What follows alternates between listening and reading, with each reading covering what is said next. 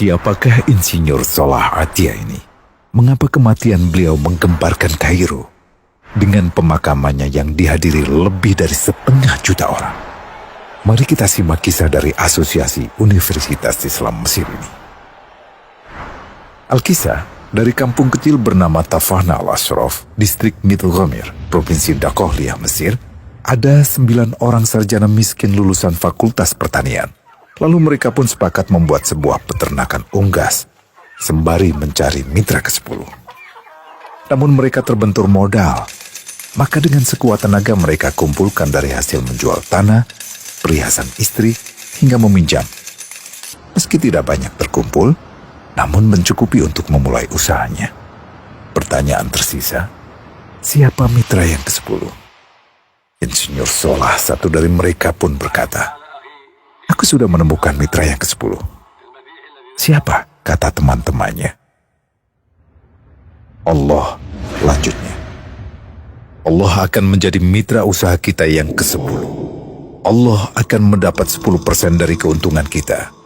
Dengan perjanjian, Allah yang akan memberikan perlindungan dan pemeliharaan, keamanan dari segala wabah penyakit." Akhirnya mereka pun sepakat. Kontrak kerjasama pun ditulis secara rinci dan dicatatkan ke notaris, lengkap dengan peran mitra ke-10 tersebut. Tak disangka, setelah 1 musim bisnis mereka langsung meroket, jauh dari yang dibayangkan sebelumnya. Lalu mereka pun kembali bersepakat menambah jatah keuntungan mitra ke-10 menjadi 20% di musim kedua, dan begitu seterusnya hingga mencapai 50%. Lalu bagaimana keuntungan mitra ke-10 itu dialokasikan? Dimulai dengan membangun sekolah dasar Islam putra, lalu lanjut putri, kemudian sekolah menengah putra, kemudian putri. Tambah lagi madrasah aliyah putra, lalu putri. Tapi karena keuntungan terus membanjir, akhirnya dibentuklah Baitul Mal. Dan mereka pun mengajukan ke pemerintah untuk membangun universitas di kampung. Awalnya ditolak dengan alasan tiadanya akses bagi para mahasiswa. Tak berapa lama mereka pun mengajukan pembangunan universitas lengkap dengan stasiun kereta beserta jalurnya dengan biaya mandiri. Akhirnya permintaan ini disetujui, dan pertama dalam sejarah Mesir berdirilah sebuah universitas di perkampungan kecil. Semakin berkembang, dibangun pula fakultas kedua, ketiga, keempat hingga asrama putri dengan kapasitas 600 kamar. Lalu asrama putra dengan 1.000 kamar. Tiket kereta api pun digratiskan untuk memudahkan transportasi menuju kampung tersebut.